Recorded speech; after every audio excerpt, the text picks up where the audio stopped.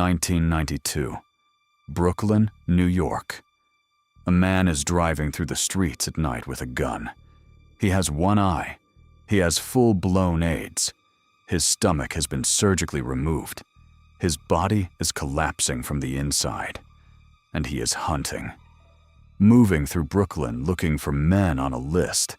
Men whose names and addresses he allegedly received not from his crew, not from a street source, from an FBI supervisor. In a government-provided apartment during one of their weekly meetings. Gregory Scarpa Sr. was a Colombo family capo and one of the most feared killers in the history of the New York mob. He was also a top-echelon FBI informant for 30 years. He served a combined 30 days in jail across 4 decades of murder and racketeering. He reportedly stopped counting the number of people he had killed after he reached 50. This is not a story about a criminal who fooled the government. It is a story about what happens when 2 institutions, one sworn to enforce the law, one built to break it, discover they need each other, and what both of them are willing to look away from to keep the arrangement working. The FBI called Gregory Scarpa their most valuable asset inside the Colombo crime family. The Colombo family called him their most reliable killer. Both statements were true at exactly the same time. For 30 years. And the system that allowed it, the structure that protected him, the arrangement that gave him what one federal judge would later call a virtual license to kill. That system didn't fail by accident. It was built that way. To understand how, you need to understand what Gregory Scarpa was before either institution got hold of him, and what he was willing to do that made him so valuable to both of them. Bensonhurst, Brooklyn. His brother introduced him to the Colombo crime family in the 1950s. From there, the rise was fast, and the methods were specific. He carried $5,000 in his pocket at all times, for purchases, for bribes, for whatever the moment required. He owned properties across New York, Las Vegas, and Florida. He dressed in elegant suits, when most men around him dressed like they were trying not to be noticed. Scarpa wanted to be noticed. He just wanted the right people to notice the right things. His crew operated across Brooklyn: extortion, loan sharking, illegal gambling, narcotics, credit card fraud, hijacking. He earned 2 nicknames inside the Colombo family: the Grim Reaper, the Mad Hatter.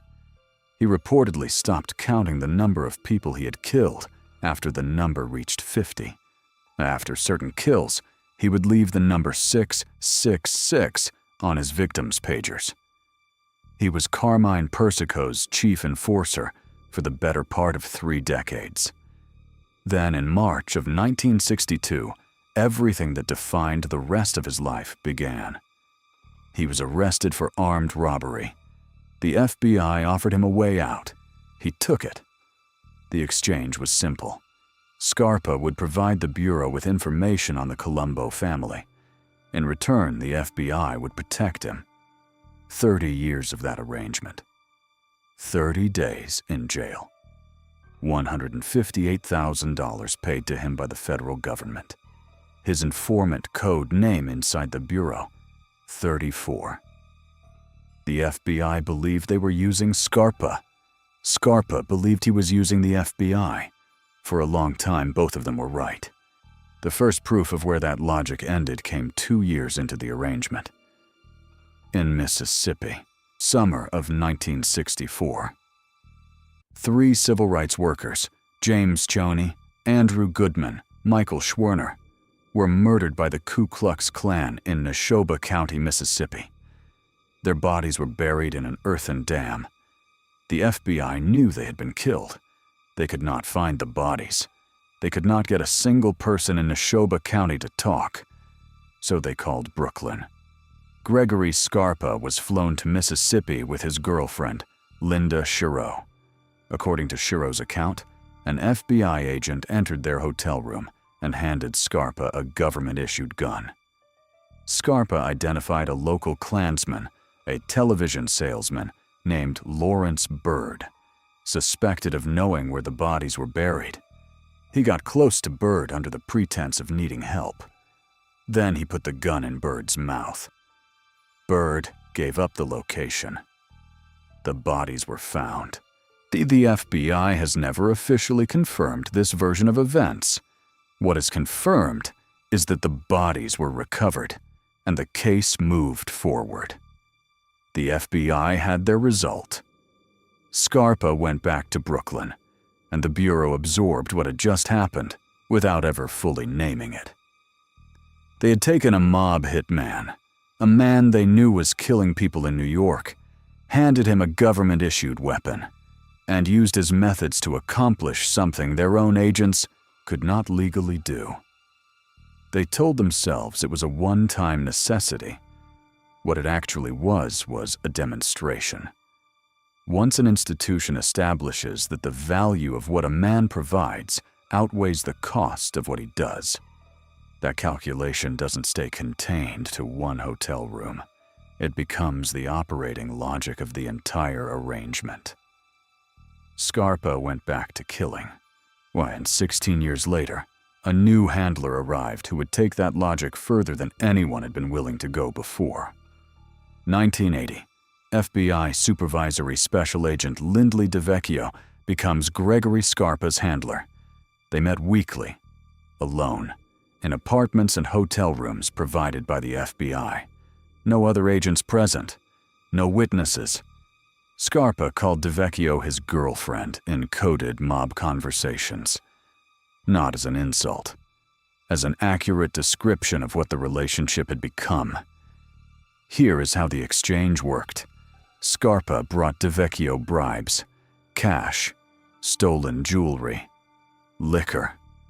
According to prosecutors who would later build a case around this arrangement, prostitutes. And Devecio, according to everything that would later surface, gave Scarpa something no handler was ever supposed to give an informant. FBI intelligence, names of men who had become government witnesses, locations of rivals whose addresses existed only in federal files, saw information Scarpa could not have obtained from inside the Colombo family, information that got people killed. In 1985, Scarpa was convicted of running a major credit card scam. Devecio submitted a memo to the sentencing judge listing Scarpa's contributions to the FBI. Scarpa stayed out of prison. The FBI would go to bat for this man, officially, on the record, in a federal courtroom. FBI agent Christopher Favo worked alongside Devecio on the Colombo squad. He later testified that he watched the arrangement deteriorate in real time. Constant contact with 34, Scarpa's code number, on a special dedicated phone line. No distance, no professional boundary. Then came 1992. A soldier from the Orina faction was killed. Devecio, standing in the middle of the FBI offices, said out loud, "We're going to win this thing." Favo looked at him. "We're the FBI," he said. "We're not on either side." Devecio caught himself. "That's what I meant." Favo stopped sharing information with his supervisor and reported what he had seen to FBI higher-ups. But the war Devecio had apparently chosen a side in was already well into its second year. And what Scarpa was doing in the streets of Brooklyn during that war is where the full cost of this arrangement becomes impossible to ignore. The Third Colombo War started in the summer of 1991, when Carmine Persico, from inside a federal prison cell, ordered the murder of his acting boss, Victor Orina. The hit was botched. The war began. Scarpa entered it with everything already against him. 1986, emergency ulcer surgery at Victory Memorial Hospital in Brooklyn. His family refused the hospital's pre-screened blood and demanded blood from Scarpa's own associates. One of the donors was Paul Melee, a Colombo associate and bodybuilder who used injectable steroids. Melee had contracted HIV from a dirty needle. He didn't know it yet. That blood was one of the first of 16 units Scarpa received during surgery. Surgeons eventually removed his stomach entirely. By the time the war started, his body was already in collapse. He entered it anyway. November 18, 1991. Orina loyalists pulled alongside Scarpa's car on a Brooklyn street. His daughter and granddaughter were in the car with him. Men jumped out with guns drawn.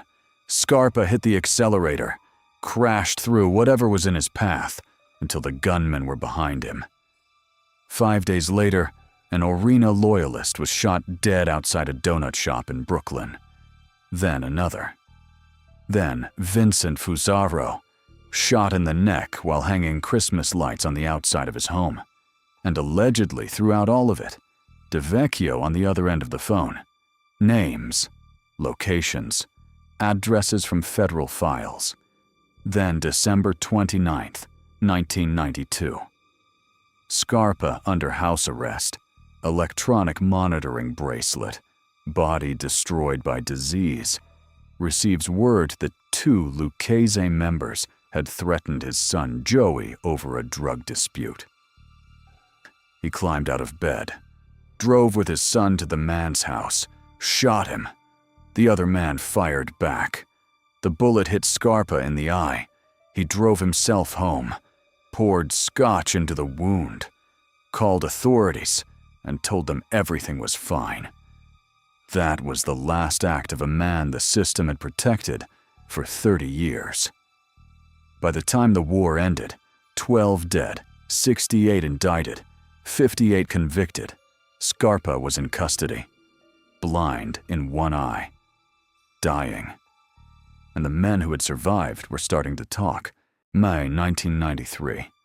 Scarpa pleads guilty to 3 murders, sentenced to life, later reduced to 10 years due to his health. June 4th, 1994. He dies at the Federal Medical Center in Rochester, Minnesota. AIDS complications. 66 years old. His status as an FBI informant was still not public knowledge. That changed in 1995. During the racketeering trial of 7 Orina faction members, former Colombo consigliere Carmine Sessa, now a government witness, told prosecutors about Devecchio's relationship with Scarpa, what he had allegedly provided, what Scarpa had done with it. Prosecutors were forced to reveal what Devecio might have done. 19 soldiers from the Orina faction had their convictions reversed or charges thrown out. Their argument was precise. Devecio had allegedly helped Scarpa hunt and kill their clients' rivals. Their clients' violence was self-defense. Men who had been convicted of crimes committed during the war walked out of prison, not because the crimes hadn't happened, but because the system that prosecuted them had been compromised by the same arrangement that enabled them.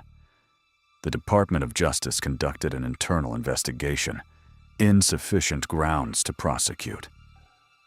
Devecio retired in 1996.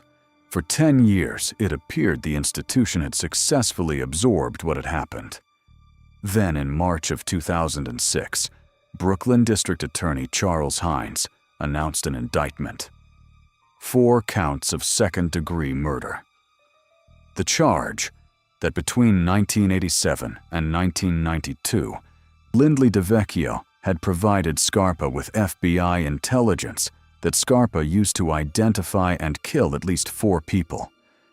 The presiding judge described what the FBI had allowed in 4 words: a deal with the devil. What happened when that case went to trial is where the story of institutional accountability reaches its conclusion. The trial opened in October of 2007. The prosecution's case rested on one witness, Linda Shiro, Scarpa's girlfriend of 30 years. the woman who had been in the room. She testified that Devecio had fed Scarpa the names and locations of informants and rivals that Scarpa used to have them killed. 4 people. She named them. She placed Devecio inside the arrangement at every critical moment. Then journalist Tom Robbins came forward. In 1997, a decade before the trial, Robbins and fellow journalist Jerry Capesi had interviewed Shiro for a book they were planning to write. The interview was recorded. In that recording, Shiro told a completely different story. She linked Devecio to only one of the 4 murders. For the other 3, she said he had nothing to do with it. So the tapes were handed to the court. The case collapsed. Charges dropped. Devecio walked out of the courtroom to applause from former FBI colleagues who had come to support him. That evening, he went to Sparks Steakhouse, where Paul Castellano had been murdered in 1985, and popped a bottle of champagne. No conviction, no accountability, no federal finding of wrongdoing. But the judge, State Supreme Court Justice Gusten Reichbach, put something on the record that no acquittal could erase. The FBI had violated its own rules by allowing Devecio to handle a known killer for well over a decade. The FBI was willing, he wrote, to make a deal with the devil. At best, the FBI engaged in a policy of self-deception, not wanting to know the true facts about this informant murderer whom they chose to employ. One sentence from a judge, written into the public record, no conviction attached to it, just the institutional verdict, delivered by someone with the authority to name it, and nowhere for either institution to put it away. Gregory Scarpa Sr. killed somewhere between 50 and 80 people across 4 decades. He served 30 days in jail. He wasn't stopped by the FBI. He wasn't stopped by the Colombo family. He was stopped by a blood transfusion from one of his own men. That detail is not incidental. It is the most precise summary of what this arrangement actually was. The system didn't stop him. The system sustained him right up until the moment biology did what 2 institutions had spent 30 years deciding not to do. The FBI got its intelligence. The Colombo family got its enforcer. Devecio got his career. Scarpa got his protection. The people who paid the price were the ones who never sat at that table. The men shot in their cars. The man hanging Christmas lights to the 19 men who went to prison for a war that was being fed from inside a federal building. And when it all finally surfaced, when the judge used the word the institution had spent years avoiding, the case collapsed on a taped interview from a decade earlier. The key witness contradicted herself. The handler walked free. Both institutions absorbed the verdict and continued. That is what this story is about. Not one corrupt agent. Not one violent informant. The structure that made both of them not just possible, but useful. Criminal organizations don't only exist on one side of the law. The most dangerous arrangements are the ones that form in the space between the people enforcing it and the people breaking it. And the question that space always leaves behind, the one neither institution ever had to answer, is which side was actually in control. If you want us to pull apart the next organization that operated in that space, drop it in the comments. And if this was worth your time, you can leave a like.